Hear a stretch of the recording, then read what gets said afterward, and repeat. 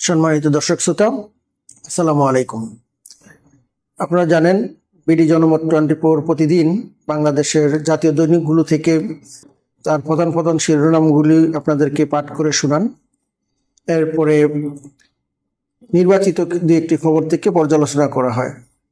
সম্মানিত দর্শক মণ্ডলী, আমাদের চ্যানেলটি নতুন, দয়া করে আমাদের চ্যানেলটিকে সাবস্ক্রাইব করুন, লাইক কমেন্টস করে আমাদের সাথেই থাকুন। আসুন আমরা শিরোনামগুলি দেখি। প্রথমে দৈনিক ইত্তেফাকের প্রধান শিরোনাম, স্বৈরাচার পালিয়েছে, অদৃশ্য শক্তি মাথাচাড়া দিয়ে উঠেছে। তারেক রহমান বলেছেন কথা। পোষ্য কোটা ইস্যুতে গভীর রাত উত্তাল রাজশাহী বিশ্ববিদ্যালয়। শিক্ষক কর্মকর্তাদের সঙ্গে সাবেক সমন্বয়ক ও ছাত্র শিবিরের হাতাহাতির জেরে আজ ক্যাম্পাসে 15 দিবস কর্মবিরতি। দুঃশাসনের বিরুদ্ধে প্রতিরোধের অনুভব নিয়ে আশাই জুলাই জাদুঘরের কাজ, প্রধান উপদেষ্টা। সাইফ হৃদয়ের ব্যাটে বিধ্বস্ত লঙ্কা। তারপরে দৈনিকটি হচ্ছে দৈনিক আমার দেশের প্রধান শিরোনাম, আওয়ামী জাল পরিসংখ্যানে ভর করে এলডিসি উত্তরণ। রাজনীতিবিদ সফরসঙ্গী হওয়ায় নানা আলোচনা, প্রধান উপদেষ্টা নিয়োগ সফর। বিস্তারিত প্রতিবেদন দৈনিক আমার দেশ প্রকাশ করেছেন। পরের দৈনিকটি হচ্ছে দৈনিক যুগান্তরের প্রধান শিরোনাম, যুক্তরাষ্ট্র সফর নিয়ে কৌতূহল। ডক্টর ইউনূসের সঙ্গে যাচ্ছেন গুরুত্বপূর্ণ 4 রাজনৈতিক নেতা। সমঝোতার লক্ষ্যে নেতাদের সফর সঙ্গী করা হয়েছে। সাবেক রাষ্ট্রদূত হুমায়ুন কবির কথা বলেছেন। তারপরে বাংলাদেশের সুপার জয়, ছাত্র শিবির সমর্থিত প্যানেলের 24 ইশতেহার। তারপরের দৈনিকটি হচ্ছে দৈনিক কালবেলার প্রধান শিরোনাম, বাংলাদেশকে ট্রানজিট হিসেবে ব্যবহার করতে চায় স্টারলিংক। গোষ্ঠীতে ইউসিবির ঋণও পাইয়ে দিতেন জাভেদ। 5 ব্যবসায়ীর কাছ থেকে নেন 213 কোটি টাকা। সাবেক ফেসিবাদের যে মন্ত্রী, সেই ভূমিমন্ত্রী জাভেদের বিষয়ে বিস্তারিত প্রতিবেদন কালবেলা প্রকাশ করেছেন। দেশের রাজনীতিতে শক্ত অবস্থান তৈরির পরিকল্পনা ছিল এনায়েতের। তারপরের দৈনিকটি হচ্ছে দৈনিক সমকালের প্রধান শিরোনাম, বিশেষজ্ঞদের পরামর্শে অসঙ্গতি, রাজনৈতিক মতামত সমন্বয়ের চিন্তা। ঐক্যমত্য কমিশনের বৈঠক, সাংবিধানিক আদেশ, তত্ত্বাবধায়ক সরকার, সুপ্রিম কোর্টের মতামত নিয়ে আলোচনা। মার্কিন পররাষ্ট্র দপ্তরের প্রতিবেদন, বাংলাদেশের আর্থিক খাতের স্বচ্ছতায় বেশ কিছু পরামর্শ। এই ছিল আজকের প্রধান দৈনিকগুলোর শিরোনাম। এর পর্যায়ে আমরা চেষ্টা করব এখান থেকে বাছাইকৃত 2-1টি খবরের দিকে আপনাদের দৃষ্টি আকর্ষণ করার জন্য এবং কিছু পর্যালোচনা করার জন্য।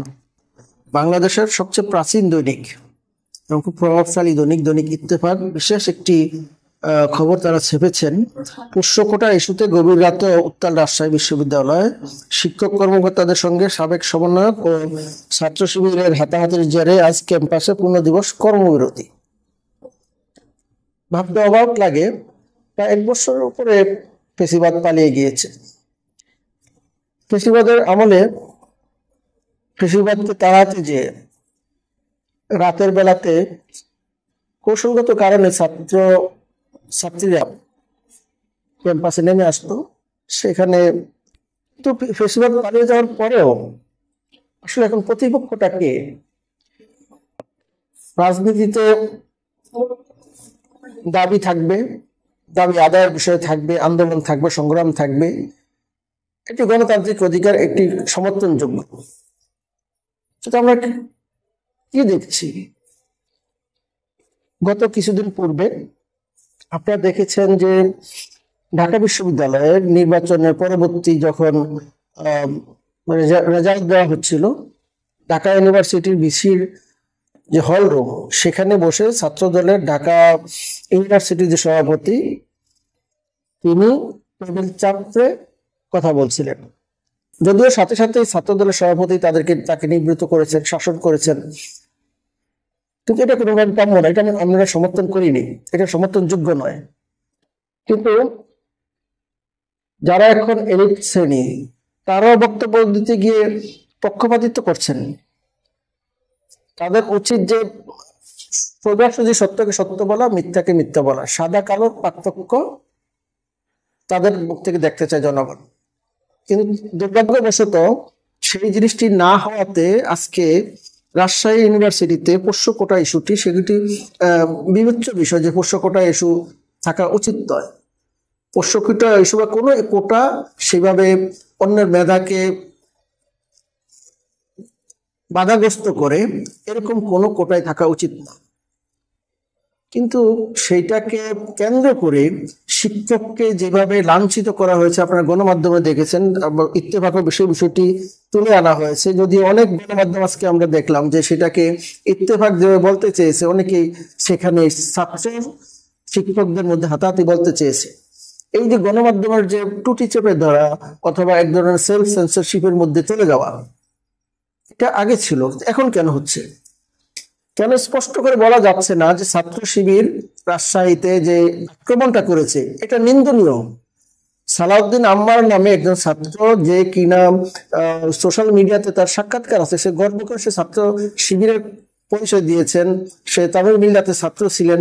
এগুলি আমরা সেগুলিকে সমর্থন করি। ছাত্র শিবির করা কোনো গুনাহও না, এটা কোনো বেআইনিও না। কিন্তু ছাত্র শিবির বলেন, ছাত্র দল বলেন, অথবা বাম ছাত্র সংগঠন বলেন, কোন সংগঠন কোন শিক্ষকের গায়ে হাত তুলতে পারে? এটা কোনোভাবে কাম্য হতে পারে না। বাংলাদেশের যে হাজার বছরের যে ইতিহাস অথবা শত বছরের যে যদি আমরা কালচার দেখি, এই দেশের ছাত্র শিক্ষকের যে শ্রদ্ধার যে জায়গাটুকু, সেগুলি হারিয়ে গিয়েছে। গত 17 বছর আমরা মনে করতাম যে এই দেশের কুসংস্কারের কারণেই এগুলি হচ্ছে, কিন্তু এখন কেন হচ্ছে? ঢাকা ইউনিভার্সিটি বিসির গায়ে হাত মানে উপরে টেবিল চাপড়ানোর আগে চট্টগ্রাম ইউনিভার্সিটিতে সেখানেও ছাত্র শিবির ওখানকার উপাচার্যের সাথে একই ধরনের তারা দুর্ব্যবহার করেছে। এই যে আমরা বিবেকের যে বন্দি রেখে দিয়েছি বিভিন্ন দলের কাছে, বিভিন্ন স্বার্থের কাছে, সত্য উচ্চারণ করতে গিয়ে আমরা দ্বিধাগ্রস্ত হচ্ছি। রাজনীতি হোক, রাজনীতিতে তো অপকাশ্যে রাজনীতি করতে কোনো সমস্যা নাই। যিনি ছাত্রদল করবেন, যিনি ছাত্র শিবির করবেন, যিনি ছাত্র ইউনিয়ন করবেন, সবাইকে যেন সবাই চিনে, কিন্তু এখানে কেউ কিন্তু চিনে না।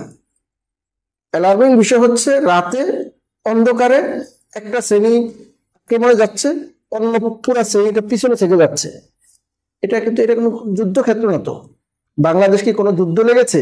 এখানে একদম সামরিক স্টাইলে আক্রমণ করতে হবে? এর থেকে কিন্তু আমাদের বেরিয়ে আসতে হবে, চিন্তা করে দেখতে হবে। সঠিক রাজনীতি করা দরকার। সাদাকে সাদা, কালোকে কালো বলতে হবে। এবং আরেকটি বিষয় খুব স্পষ্ট করে বলতে চাই, খুব বাংলাদেশের দামাল ছেলেরা কালকে শ্রীলঙ্কার সাথে জয় পেয়েছে। কারণ আরেকটি বিষয় তারেক রহমান কিশোরগঞ্জ সম্মেলনে বলেছেন, যেন কেউ বিএনপিকে ভাঙিয়ে কোনো রকম ফায়দা না নিতে পারে, এদিকটাও কিন্তু আমাদেরকে খেয়াল রাখতে হবে। বিশেষ করে বিএনপি নেতা কর্মীরা যারা আছেন বিভিন্ন জায়গাতে কিন্তু বিএনপির নামে বেনামে অনেকে কিন্তু সক্রিয় আছে বিভিন্ন অবৈধ পন্থা অবলম্বন করার জন্য। সবাইকে কিন্তু সতর্ক থাকতে হবে। ষড়যন্ত্র হচ্ছে দেশ বিরোধী, দল বিরোধী, সবাই কিন্তু সতর্ক থাকতে হবে। এই কথা বলে আপনাদেরকে আবারও ধন্যবাদ জানিয়ে আমার বক্তব্য শেষ করছি। ধন্যবাদ সবাইকে। আসসালামু আলাইকুম।